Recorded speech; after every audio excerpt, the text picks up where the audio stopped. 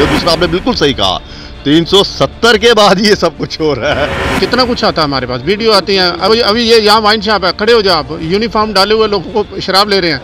तो अगर हम लोग उसी घटिया सोच पर आ जाएं तो उनकी फ़ोटो मतलब उठाएं तो वायरल करें, नहीं नहीं नहीं, ये हमारा पेशा नहीं है। एक और चीज़ मैं ये कहना चाहूँगा कि पत्रकार जो है वो सिक्योर नहीं है यहाँ। डेमोक्रेसी का फोर्थ पिलर इसीलिए कहा जाता है ना कि हम लोग ग्राउंड से सारी चीज़ें इकट्ठी करा के प्रशासन तक लाते हैं, भाई ये चीज़ है, अब आप इस पर न्याय करो।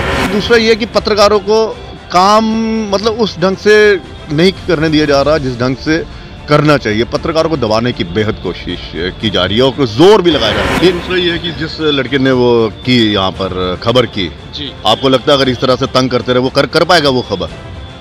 वो तो खबरों की दुनिया ही छोड़ के चला जाएगा। वो को बहेगा, मुझे लगता है छोड़ना दे जब वो नहीं, जब कोई नहीं सुनता तब पत्रकार आता है, लेकिन जब पत्रकार पे जब कुछ होता है फिर कोई नहीं सुनता। लेकिन जिन्होंने न्याय करना अगर वो ही लोग हमें टारगेट करेंगे तो फिर हम क्या करेंगे? नमस्कार दोस्तों, मैं हूं दीपक सिंह, दैनिक स्टेट समाचार से। जब से धारा 370 हटी है उसके बाद अगर हम देखें तो पत्रकारों को खासकर टारगेट किए जा रहे हैं, और वो पत्रकार जो समाज में कुछ बदलाव चाहते हैं और करने की कोशिश अपनी स्टोरियों के माध्यम से कर रहे हैं, लेकिन ऐसे पत्रकारों के ऊपर कार्रवाई की जा रही है।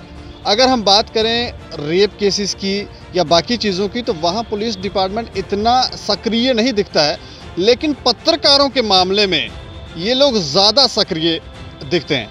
हम बात करेंगे जिस टॉपिक पे आज हम बात कर रहे हैं, हमारे सीनियर पत्रकार, सीनियर जर्नलिस्ट ललित खजूरिया जी, जिन्होंने पिछले कुछ समय एक स्टोरी की थी, उसके बाद उनको धमकियां आ रही है। ये पहला मामला नहीं है कि उनको धमकियां आ रही हैं, इससे पहले भी कई बार धमकियां आई हुई हैं। और जम्मू के अंदर कुछ पत्रकार हैं जिनको धमकाया जाता है और ये कहा जाता है कि हम आप पर केस कर देंगे या कोई कार्रवाई कर देंगे, आप जो स्टोरी कर रहे हैं उसे हटा दो। ऐसे में बहुत आसान लगता है कि आप पत्रकार का मुँह बंद करवा दें और लोग जो बोल रहे हैं उनकी आवाज़ ऑटोमेटिकली वो बंद हो जाएगी।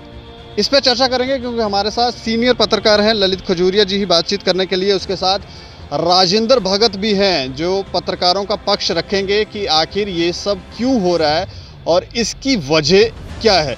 सर, आपका बहुत बहुत स्वागत है हमारे चैनल पे। धन्यवाद जी, धन्यवाद। ये उतार लेता हूँ पहले मैं बोला नहीं जाएगा फिर। अच्छा, मैं ये जानना चाहता हूँ कि आपने एक स्टोरी की थी पत्रकारों की ही, और उसके बाद कुछ धमकियाँ, कुछ पोस्ट हमने देखी जब फेसबुक के ऊपर, तो हम थोड़े हैरान हो गए कि ये सब क्या हो रहा है। क्या मामला है, थोड़ा विस्तार से बताएं। देखो, पत्रकार वहाँ का थे, मोहर का एक पत्रकार है, उसने बाकायदा कुछ मतलब इश्यूज उठाए थे। टेम्पो ट्रैवल जैसे रेट ज़्यादा ले रहे थे खनन माफिया के खिलाफ, और उस पर एक इल्ज़ाम भी लगा था, तो उसके ऊपर वो था। लेकिन उसको इतना हरास किया गया, उसको जम्मू आना पड़ा और उसने हमें इंटरव्यू दिया। और इंटरव्यू देने से पहले उसने प्रेस कॉन्फ्रेंस की थी। प्रेस कॉन्फ्रेंस करने से पहले उसने डीआईजी यहाँ पर उस कंप्लेंट लिखवाई उन पुलिस अधिकारियों के खिलाफ जो उनको तंग कर रहे थे। हमारे पास आया, हमने उनका इंटरव्यू लिया और हमने वो स्टोरी चला दी। बाद में दीपक जी आप कहोगे कि मतलब हमारे पास पूरी रिकॉर्डिंग है, मेरे पास उन मतलब एसडीपीओ की रिकॉर्डिंग है, एसएचओ साहब की रिकॉर्डिंग है, पूरी रिकॉर्डिंग है कि वो किस तरह से मुझे कह रहे थे कि इसको डिलीट कीजिए, आपने गलत न्यूज़ चलाई है, वो पत्रकार कुछ दूसरे उसमें इंडल्ज है, उसमें शामिल है। ये तो आजकल आम बात हो गई है।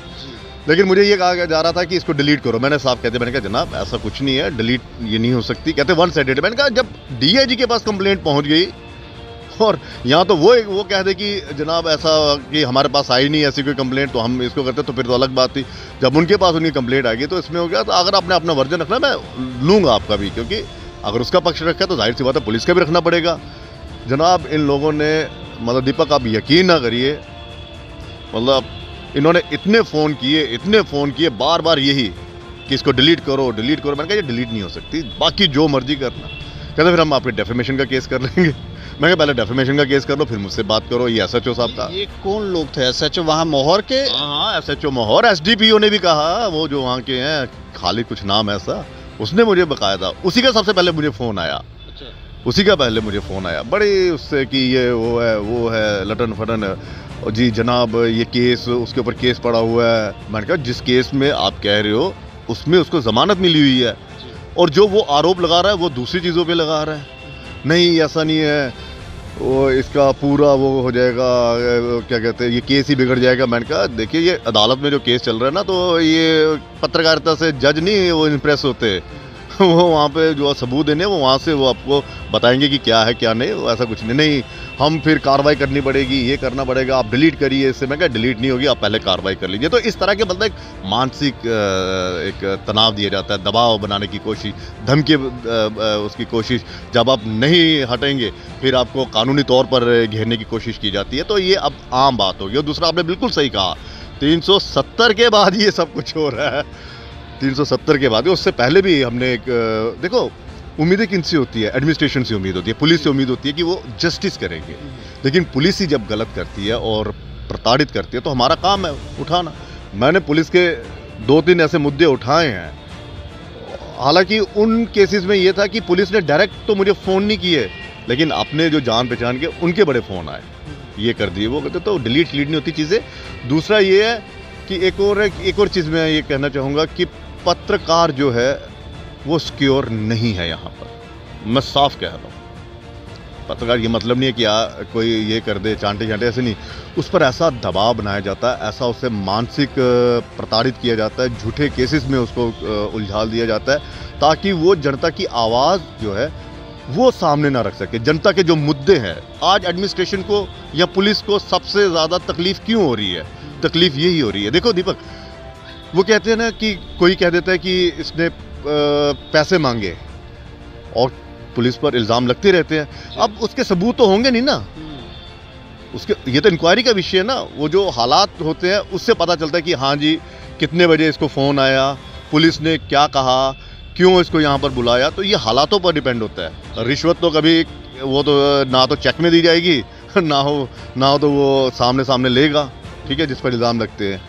तो ये तो दूसरा ये है कि पत्रकारों को काम मतलब उस ढंग से नहीं करने दिया जा रहा जिस ढंग से करना चाहिए। पत्रकारों को दबाने की बेहद कोशिश की जा रही है और जोर भी लगाया जा रहा है। कोशिश तो छोड़िए, जोर पूरा जोर लगाया जा रहा है कि हाँ दबा ही दो इनको, ये आवाज़ ही ना उठाए। क्योंकि पत्रकार जो सही हैं वो क्या कर रहे हैं, ये मेरे घर का तो बिजनेस है नहीं है, या मेरे घर का तो चैनल है नहीं है, या लोगों के जो मुद्दे वो मेरे पर्सनल तो है नहीं है कि हाँ जी मैं रंजिश निकाल रहा हूँ अधिकारियों के साथ या विभाग की जो खामी है वो मेरा पर्सनल इशू है। वो लोगों का इशू है। तो विभाग होते किस लिए है, अधिकारी किस लिए होते हैं? लोगों के मसले ही तो हल करने। जब कोई नहीं सुनता तब पत्रकार आता है, लेकिन जब पत्रकार पे जब कुछ होता है फिर कोई नहीं सुनता।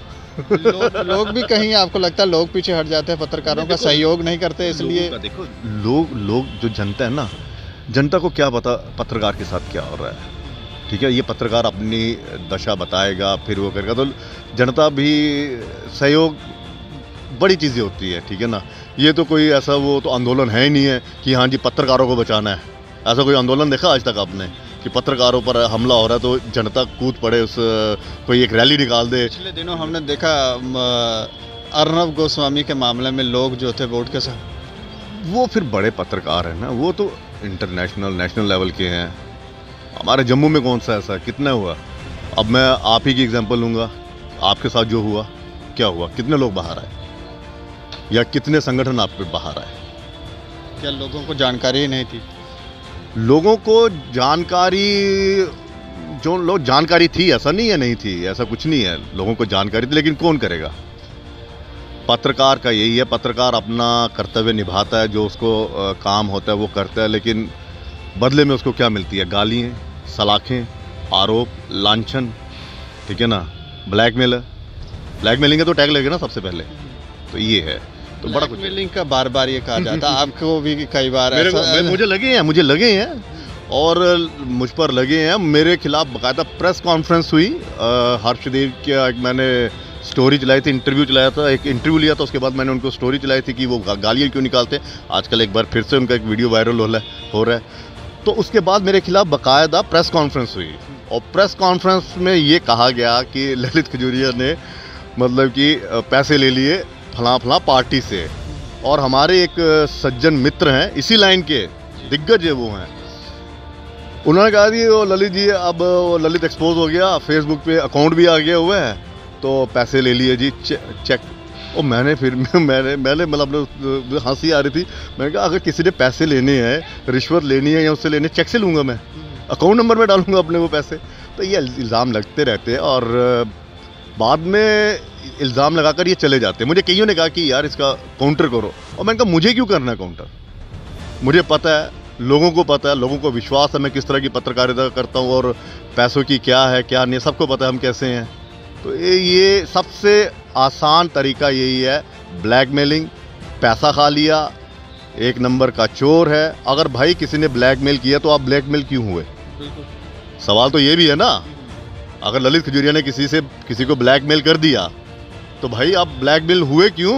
आपकी कहीं ना कहीं कोई खोट है, कोई गलती है। ठीक, वही ना, ये तो चलता रहता है। दूसरा ये है कि वाकई आपने बिल्कुल सही कहा, 370 के बाद बहुत कुछ बदला है। डेवलपमेंट तो यहाँ पे दिखी नहीं, लेकिन हाँ, पत्रकारों पर जो एक दबाव और घेरने की कोशिश की जा रही है ना, उसमें काफ़ी ज़्यादा डेवलपमेंट हुई है। मुझे लगता है राजेंद्र सर बेहतर बता पाएंगे, क्योंकि ये जुड़े भी हुए एसोसिएशन, पत्र भी लिखते रहते हैं ये। राजेंद्र जी, आप हमें बताएं कि ये जो कह रहे हैं, बात तो सच कह रहे हैं, इसके ऊपर आप क्या राय रखते हैं? आप क्या देख रहे हैं कि 370 के बाद जो एनवायरनमेंट बदला है, क्या क्या मतलब खासकर पत्रकार ही टारगेट क्यों?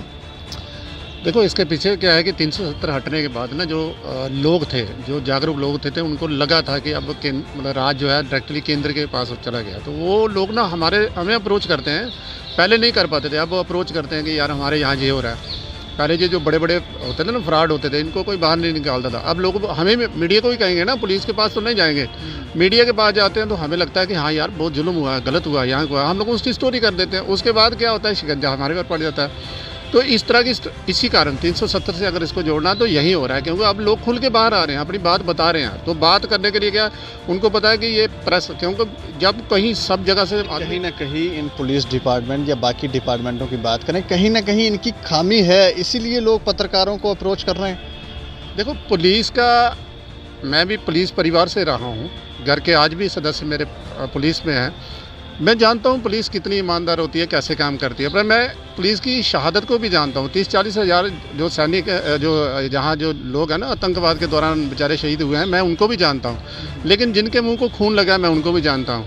होता है क्या कि जहाँ जिसकी दिहाड़ी लगी हुई है, अब ये तो आप कह नहीं सकते ना, किसी थाने के अंदर जाओ तो आप पैसे ना दो तो इस तरह काम हो गए। हाँ, कहीं कोई सीनियर अच्छा ऑफिसर लगा है जिसने पूरा सिस्टम बंद किया, वो ऐसे हैं, लेकिन मैक्सिमम क्या होता है, बिना पैसे के आप काम नहीं करवा सकते। ये कहूँगा कि खामियों की आपने बात की, तो कोई भी विभाग प्रेस कॉन्फ्रेंस करके तो बताएगा नहीं कि मेरी ये खामी है, या कोई भी राजनीतिक पार्टी है तो बताएगी नहीं जनाब हमने ये वादे किए तो ये वादे नहीं किए। इनको कौन उजागर करेगा? पत्रकार ही उजागर करता है, क्योंकि वो जनता के साथ जुड़ा होता है। और सर ने बिल्कुल सही कहा कि ऐसा नहीं है कि सारी की सारी पुलिस ऐसी है, हर विभाग का अधिकारी ऐसा नहीं है। जिनके मुंह में खून लगा है वही ये चीज़ें कर रहे हैं। और अब तो और ज़्यादा जिम्मेदारी बढ़ गई है पत्रकारों की, क्योंकि अब तो सोशल मीडिया, और शुक्र करो, मैं तो धन्यवाद देता हूँ सोशल मीडिया को। अगर ये ना होता तो शायद जनता के जो मुद्दे हैं, या फिर जो अधिकारियों के चेहरे थे, या पुलिस अधिकारियों के जो चेहरे थे, वो सामने नहीं आते। क्योंकि आप देख लीजिए ना, बड़े बड़े चैनल्स कहाँ चल रहा है। आज भी ये बात होती है तो कश्मीर की होती है। स्टेट टूट गई, कोई नहीं बोल रहा कि स्टेट मिलेगी नहीं मिलेगी। 4G बंद कर दिया हुआ, कोई बोल ही नहीं रहा। यहाँ पर GAD ने जो नोटिफिकेशन निकाली थी जॉब्स की, वो कैंसिल कर दी, कोई पूछ नहीं रहा। JK बैंक न्यूज़ ज़्यादा हो गई हैं, इसलिए बड़े चैनल कवर नहीं कर पा रहे हैं। नहीं, ऐसा कुछ नहीं है। जब नहीं था तब कौन से कवर कर लेते थे ये लोकल इश्यूज। तो ज़्यादा दिक्कत यही है कि ये जो सोशल मीडिया में जो अपना जो जर्नलिज्म आया, मोबाइल जर्नलिज्म जब से आया है, तब से इन पर अंकुश लग रहा है। इनकी जवाबदेही ज़्यादा बन रही है हर एक अधिकारी की। किसी को राशन नहीं मिला, तुरंत ये एक्सपोज हो जाते हैं, क्या कारण था, फिर उस पर इंक्वायरी बैठ जाती है। अब ये जो इंक्वायरी बैठती है ना, ये इनका दिमाग ख़राब कर रही हैं कि हमारे पर इंक्वायरी क्यों बैठी है। और दूसरा एक और चीज़ मैं कहूँगा कि जो लोग कहते हैं कि फलां बंदे ने, फलां पत्रकार ने ये जी पैसे मांगे या ब्लैकमेलिंग की या कुछ किया, तो भैया तुरंत आप जाइए ना, पुलिस में जाइए ना तुरंत। क्यों राजेंद्र जी, अगर कोई ऐसा कर रहा है तो पुलिस किस लिए है? आप जाइए, वहाँ पे नाम लिखाइए, शिकायत कीजिए, वो कुछ नहीं होगा। लेकिन बस ये कर दिया, तो अब इसमें बदलाव इसमें भी है। और दूसरा ये है कि जो चैनल्स, जो मतलब जो पोर्टल्स आ रहे हैं, उनकी जो मतलब जो कंपनीज बनाई हुई हैं, जो पोर्टल जैसे स्टेट समाचार हो गया, जो भी है, जम्मू संवाद हो गया और भी है, इनके जो हेड्स हैं, इनके जो मालिक हैं, ये भी अपनी जिम्मेदारी बखूबी नहीं निभा रहे। जिस पत्रकार की मैंने खबर की, उस पत्रकार की आवाज़ उसके चैनल ने नहीं उठाई। अब मैं कहूँगा, आप खुद का देख लीजिए, आप खुद का देख लीजिए ना, सब पे फॉलो अप होते हैं, लेकिन आपकी खबर पे फॉलो अप हुआ नहीं हुआ। क्यों? क्योंकि मालिक इसमें पीछे हट जाता है, इस तरह की जो न्यूज़ होती है। और जबकि जिसने गलत किया था उस पर कार्रवाई हो गई, पत्रकार का क्या था? और दूसरा ये था, रिंदर जी से मैं बात करने, एक मिनट रिंदर जी, इसके केस में, इनके केस में मैं एक बात करूंगा, आप बुरा मत मानिए, मैं आपको बता रहा हूं। आपके केस में ये था कि आपका लाइव नहीं था, आपका रिकॉर्डेड था प्रोग्राम, ठीक है। अब रिकॉर्डेड प्रोग्राम में जिसने एडिट किया और जो चैनल का मालिक था, जिसने ऑन एयर होने दिया, जिम्मेदारी उसकी बनती थी। और वहाँ भी जहाँ पर जो आपकी वीडियो चलाई थी, अब बात हो रही है तो मैं आपको नहीं छोड़ सकता पीछे। नहीं। जब आप पर ये कार्रवाई की थी 25 दिन तक, आपने कौन सी कोई केस किया, क्या किया था आपने? वीडियो चलाई थी किसी ने और आपको 25 दिन रखा। पुलिस को शर्म नहीं आती है क्या? उनके सीनियर ऑफिसर नहीं है, उनके दिमाग नहीं है काम करते? तो ये तो बच्चा भी जानता है ना इस बात को। जिसने बोला, जिसने किया, वो तो चला गया ना, उस पर तो कार्रवाई होनी थी, क्योंकि गलत था, उस पर कार्रवाई होनी थी। आपका ये था कि आपने रिपोर्ट की, आपके चैनल ने देखा, आपके चैनल का जो एडिटर है, जो एडिटर इन चीफ होगा या जो मालिक है, क्या उसको नहीं पता था? तो पुलिस ने क्या किया? पत्रकार को पकड़ लिया, मालिक को छोड़ दिया। यानी कि मालिक को भी तो जवाबदेही बनती है कि नहीं बनती थी उसकी? तो आज के दौर में पत्रकार जो है वो बहुत ज़्यादा रिस्क पे हैं, सॉफ्ट टारगेट है, क्योंकि उनकी जुबान, क्योंकि मालिक जो है वो पीछे नहीं आएगा। उसके जो स्टोरी मैंने की वहाँ पे उसका मालिक ही नहीं उसके आगे आया, जिसके लिए वो कंपनी। ऐसे में बड़ा प्रश्न ये उठता है कि समाज में क्या बदलाव आएगा? देखिए, बदलाव तो आता ही आता है ना, आज नहीं तो कल, कल नहीं तो परसों, सबको पता चल जाएगा जो ईमानदार है वो कौन है। जो ठीक है, पत्रकारों में भी तो कोई ऐसा नहीं है कि हाँ जी सबके दूध के धुले हुए हैं, उन पे भी इल्ज़ाम लगते हैं। लेकिन अगर इल्ज़ाम लगते हैं तो उसकी इंक्वायरी करो ना, इंक्वायरी करिए। ये थोड़ी ना कि आप तुरंत उसको डराने धमकाने लगेंगे, प्रेशर डालने लगेंगे आप उस पर। एक बात और कहूँगा दीपक जी, हमारे पास भी मामले आते हैं जो जिसकी आप बात करें ना, जैसे पुलिस ही रियाक्ट कर रही है ना, आपको भी किया, मतलब कर रही है ना, उनको सपोर्ट है, आपका तो ऑलरेडी किया। जिस पत्रकार की आपने खबर की उसको तो ऑलरेडी किया, मतलब उनको बंद करके रखा, फिर वो छूट जहाँ से गया, जमानत कोर्ट से मिली बेचारे को कितने दिन के बाद। अब उस केस को हम करेंगे, उस केस का वो था। लेकिन ये था कि उसके बाद जो उसने स्टोरीज की, उसके बाद जो उसने की, उसके बाद तो कम से कम वो कर देते नहीं। और वो इतना डरा हुआ, सहमा हुआ ना, वो तीसरे दिन जम्मू आ जाता है। ऐसे भी हमने, क्योंकि जब हम खबर देख रहे थे तो जो लड़का जो बोल रहा था उस समय, वो जो पत्रकार है, वो ये कह रहा था कि माइनिंग की कोई स्टोरी है, बिल्कुल, और उसमें पुलिस डिपार्टमेंट जो है खुद इन्वॉल्व है। वो ये कह रहे हैं कि जिसकी आप खबर कर रहे हो, जिसके खिलाफ आप खबर कर रहे हो, बाद में वो बड़ा अधिकारी बन जाएगा, तो ये तुम्हें छोड़ेगा नहीं, तो नहीं करो ये। मतलब ये बिल्कुल यही तो कह रहा हूँ, यही तो मैं कह रहा हूँ ना, पत्रकारों को अगर वो ऐसे नहीं डरेगा, फिर उसको बातों से वो उलझाएंगे, बातों से नहीं डरेगा, फिर उसको इस तरह का कि कल को अगर ये SHO है, ये फिर वो बन जाएगा क्या कहते हैं SP, DSP, SP, उसके बाद जो भी है, जो तरक्की उसके बाद होती रहती है। तो अगर ये बड़ा अधिकारी बन गया, तुमने तो यहीं पे रहना है, और जब तक वो रिटायर्ड नहीं होगा तब तक तो टारगेट पर रहेगा। ये जो जहन में आता है, कुछ भी हो सकता है, ऐसा निर्देश दे रहे हैं, कुछ भी हो। और उस पत्रकार का तो मुझे अब वाकई उसकी चिंता हो रही है। इस तरह की मानसिकता वाले जो होते हैं ना, अगर वो मुझे इतना फोर्स करके ये कह रहे हैं, और इतना मतलब विश्वास भी नहीं, एक किस्म का डराना धमकाना उस तरह से कि डिलीट करो, वो जी वो है, वो गलत है। और बाद में इंफॉर्मेशन को एक उन्होंने वो भी लिख दी, प्रेस नोट भी डाल दिया कि वो जी ड्रग पैडलर है और वो ड्रग्स लेता है। यानी कि जब तक वो उसमें था, ईमानदार था, जब तक हमारी स्टोरी नहीं चली थी, ईमानदारी, जब तक हमने स्टोरी नहीं चलाई तब तक वो ड्रग पैडलर नहीं था, तब तक वो ड्रग एडिक्ट भी नहीं था। लेकिन उसके बाद वो दोनों चीज़ें हो गई, और पुलिस पे सवाल उठता है कि अगर वो ड्रग एडिक्ट था या पैडलर था, फिर आपने उसको उसके तहत क्यों नहीं गिरफ्तार किया? आपको इसका मतलब पुलिस ने उसको शह दी थी कि तू पैडलर बना रहा। यानी कि अगर वो इस तरह का काम कर रहा था तो पुलिस की शह पे हो रहा होगा, पुलिस को सब पता है। अगर मैं ड्रग्स बेच रहा हूँ तो पुलिस को, अगर वो बाद में ये स्टेटमेंट दे रही है कि ये जी ड्रग पैडलर है, तो भाई गिरफ्तार क्यों नहीं किया था उससे? तो यही है कि अब कहीं ना कहीं उसको फंसाने की कोशिश की इस जाए। तरह की मानसिकता वाले जो लोग हैं जब एक्सपोज होते हैं, समाचार आते हैं, तो इन लोगों को क्या पदों पर रखना चाहिए? क्या गवर्नमेंट इनको नहीं, हटा ना दे? नहीं, ऐसा भी नहीं होता कि ठीक है, हर एक को ये चाहता है कि मेरी छवि खराब ना हो, मेरे डिपार्टमेंट की छवि खराब ना हो। वहाँ पर इंक्वायरी होनी चाहिए। अब डायरेक्ट तो हटा नहीं ना सकते। इंक्वायरी के बाद बिल्कुल इंक्वायरी होनी चाहिए। और इंक्वायरी के बाद खैर इस तरह के जो होते हैं ये छोटे मोटे चलते रहते हैं, इसमें तो नौकरी तो जा नहीं सकती। लेकिन हाँ, ये है कि उसके रिकॉर्ड, उसके जो सर्विस रिकॉर्ड होता है उसमें ये चीज़ मेंशन करनी चाहिए कि प्रमोशन जो है वो रोक देनी चाहिए इन लोगों की, कि भाई आपका ट्रैक ये है कि आपने इन लोगों को तंग किया, नाजायज़ तंग किया, आपने ये किया, आपने ये किया। और ज़्यादा अगर कहते हैं ना पाप का घड़ा ज़्यादा भर जाता तो फूटेगा ना, फिर क्या होगा? फिर वो नौकरी जाएगी और क्या होगा। लेकिन इसमें भी, और दूसरा सवाल दीपक जी ये है, क्या पुलिस के आला अधिकारी पुलिस के अधिकारियों के खिलाफ ईमानदारी से जांच करेंगे? सबसे बड़ा सवाल तो ये है। इसमें बात हो रहा है, मैं हमारा शुरू से रहा, हमारा नहीं रहा, मैं सभी का रहा होगा। हमारे पास इस तरह की कोई स्टोरी आती है, कोई फुटेज आ जाती है, वीडियो आ जाती है, जिसमें ज़्यादातर लोग जो, जैसे पुलिस कहीं पैसे ले रही है, किसी की ऑडियो आ गई, किसी को धमकी दी। धमकियाँ तो आम सी बात है ना, एक ऐसा जो थाना अध्यक्ष जो बात करेगा वो धमकी होती है, उसका अंदाज ही ऐसा होता है, तभी तो वो अध्यक्ष बनता है। हमारे पास भी आती हैं, पर हम लोग हमेशा से ये करते हैं कि नहीं इनका काम है, इनका अंदाज़ है, इनका काम है। हम लोग कभी, ललित जी आप तो जानते होंगे कितना कुछ आता है हमारे पास, वीडियो आती हैं। अभी ये यहाँ वाइन शॉप है, खड़े हो जाओ आप, यूनिफॉर्म डाले हुए लोगों को शराब ले रहे हैं। तो अगर हम लोग उसी घटिया सोच पर आ जाएँ तो उनकी फ़ोटो मतलब उठाएँ तो वायरल करें, नहीं, ये हमारा पेशा नहीं है। आप इसी तरह से अगर हम लोग ये ध्यान रख रहे हैं कि आप कानून के रक्षक हो, हम लोग आपको कहानियाँ, स्टोरियाँ बता के उसकी रियलिटी बताते हैं, पुलिस को हेल्प करते हैं।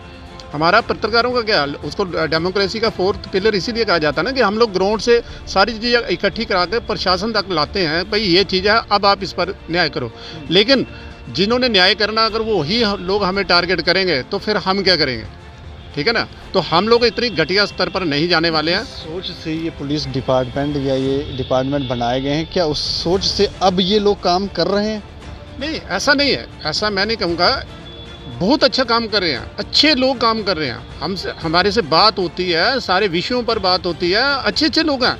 ये चंद लोग हो जाते हैं बीच में, कुछ लोग ऐसे हो जाते हैं वो सारे सिस्टम को ख़राब कर देते हैं। मैं तो कहूँगा कि जो सीनियर अधिकारी हैं पुलिस के, वो तो सीनियर हैं, काफ़ी अच्छे हैं, अभी जो मौजूद इस समय हैं बड़े अच्छे हैं। उनको कम से कम ये देखना चाहिए, जहाँ से इस तरह की आवाज़ आती है, जैसे स्टोरी की थी इन्होंने, जहाँ से ये आवाज़ आ रही है ना, उसको सीनियर अधिकारी स्पेशल देखेंगे, भैया यहाँ कहीं गलत हुआ है।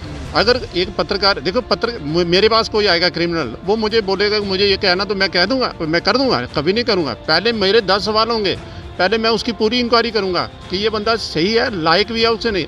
जब मुझे लगेगा कि हाँ इसके साथ न्याय नहीं हुआ, तो फिर हम लोग कैमरा उसके सामने लेके जाएंगे। इस तरह नहीं है कि रोड में चलते हुए हम लोग किसी का कैमरा, अभी लाल जी आपने स्टोरी की थी तो आपने क्या बिना देखे थोड़े, उसने बोला तो हमने स्टोरी कर दी? ऐसा नहीं होता। स्टोरी करने से पहले हमारी भी इन्वेस्टिगेशन होती है, पूरी तहकीकात होती है, फिर हमें पता चलता है कि यहाँ इसके साथ अन्याय हुआ है। तो हम लोग जब ये करते हैं, उसमें जब हम लोग उससे स्टोरी कर रहे हैं, तो भैया हमारा उसके साथ क्या तालमेल है? क्या उसने कोई हमें कुछ देना है, या हमने उससे लेना है? जब वो ईमानदारी से बच जाएगा तो हमें क्या होगा? हमारा काम है सिर्फ सही पक्ष को सामने लाना, प्रशासन तक लगाना, और प्रशासन उसको देखता है कि हाँ इन्होंने किया, इसमें ये कुछ बोला जा रहा है। हो सकता है किसी विशेष थाने के अंदर जो उसके क्षेत्र में पड़ता है, वहाँ कोई व्यक्ति इसके साथ रंजिश कर रहा है, इसको दबाव कर रहा है, कहीं रिश्वत का मामला हो गया, तो सीनियर अधिकारी का ये फ़र्ज बनता है कि कम से कम उस पर इन्वेस्टिगेशन करे, कौन आदमी इसको टारगेट कर रहा है, तो तहकीकात करे, ताकि जो लॉ है ना, जो कानून है, वो उसका राज बन सके। ये दूसरा ये है कि जिस लड़के ने वो की यहाँ पर खबर की जी, आपको लगता है अगर इस तरह से तंग करते रहे वो कर पाएगा वो खबर? वो तो खबरों की दुनिया ही छोड़ के चला जाएगा, वो तो मुझे लगता है छोड़ ना दे, ठीक है ना। तो ये जवाबदेही हर विभाग की तय करनी पड़ेगी, पुलिस वालों की। इसमें किसका दायित्व है कि पत्रकारों को क्यों रखें? ये भी पुलिस विभाग का ही काम, पुलिस विभाग का भी काम है। जो सीनियर हैं हमारे, जितने भी हैं पत्रकार, उनको भी इन लोगों के लिए आगे आना चाहिए। लेकिन जब मालिक के जो संस्थान है वो ही नहीं आगे आएंगे, तो वो क्या आगे आएंगे? संस्थान का पीछे रहना बेहद ज़रूरी है। तो क्या मैसेज अभी अंत में, क्या मैसेज है आपका? मैसेज यही है कि डट के काम करते रहिए, ईमानदारी निभाते रहिए, इल्ज़ाम लगते रहेंगे, और अगर किसी को दिक्कत है वो पुलिस में जाए भाई, ठीक है, और पुलिस को अगर कोई दिक्कत हो रही है तो वो भी फिर पुलिस में ही जाएगा, क्या करेगा। एक बात और कहूँगा कि जो भी समय जो भी हमारे पत्रकार लोग हैं, जो भी जहाँ जहाँ काम कर रहे हैं, भैया ईमानदारी से काम करो, सही काम करो, हर काम को इन्वेस्टिगेशन करके करो। रही बात कानून की, तो भैया हमारे पास भी कानून के लिए वही राइट है। अगर एक कुर्सी पर बैठा आदमी अपने कानून के दम पर किसी को अंदर कर सकता है, हमारे पास भी ऐसे संस्थान हैं, हम भी किसी के साथ जुड़े हुए हैं, कानून वाले हमारे पास भी हैं, हम भी इसका मुकाबला करना जानते हैं। चिट्ठियाँ भी तो लिखते रहते हैं प्रधानमंत्री वहाँ पे यहाँ पे। मेरा काम है, देखिए सर, अगर किसी संस्थान का मुझे कुछ बनाया गया है तो मेरा फर्ज है ना, मेरा फर्ज है। जो मतलब इस तरह के काम कर रहे हैं, डियरिंग काम कर रहे हैं, जो एक्सपोज कर रहे हैं, इनके लिए एक शील्ड बनकर आना चाहिए। लेकिन सबको क्या चल रहा है आजकल, के का ज़माना है, सोशल मीडिया में के का ज़माना है भाई। के अगर जिसके ज़्यादा आगे तो वो कहेगा यही खबर सही है, बाकी ऐसे ही है। मेरी अपील होगी इस समय मौजूदा अभी यूटी है, तो मैं स्पेशली राज्यपाल जी, शायद मुझे लगता नहीं है वो सुनेंगे मेरी बात। अगर राज्यपाल जी सुन रहे हैं, मुझे लगता है कोई ऐसा सेल बनाना चाहिए कि यहाँ जो पत्रकार लोग हैं जो काम कर रहे हैं, क्योंकि दो चीज़ें जुड़ी हैं। एक तो हम लोग अपना काम कर रहे हैं जो हमें मिला हुआ है, दूसरा उसके साथ एक रोजगार भी इसके साथ जुड़ा हुआ है। बहुत से लोग इस फील्ड में आए, पत्रकारिता लाइन में बहुत से लोग आए, उनकी मुश्किलें भी हैं, कुछ इस तरह की मुश्किलें हैं और कुछ और तरह की मुश्किलें हैं। कोई ऐसा सेल बनाया जाए सरकार की तरफ से ताकि हम लोग भी अपनी बात वहाँ तक रख सकें। और राजेंद्र जी तो बेहतर जानते हैं, ये तो प्रधानमंत्री कार्यालय में बाकायदा पत्र भी लिखते हैं, और आपके मामले में भी लिखा था इन्होंने। नहीं, मैं खाली प्रधानमंत्री जी को ही नहीं, मैं गृह मंत्री जी, ये मेरा राइट है, मैं लिखता रहा हूँ। अभी 26-27 साल हो गया कलम ही घिसाते हुए, तो उन्होंने हमें अधिकार दिए हुए हैं। तो मैं अगर उस अधिकार का जिस पदवी पर जहाँ बैठाया पत्रकार 2-4 लोगों ने, तो मेरा फर्ज ये बनता है कि इनके इशू जो है मैं उन तक ज़रूर पहुँचाऊँ।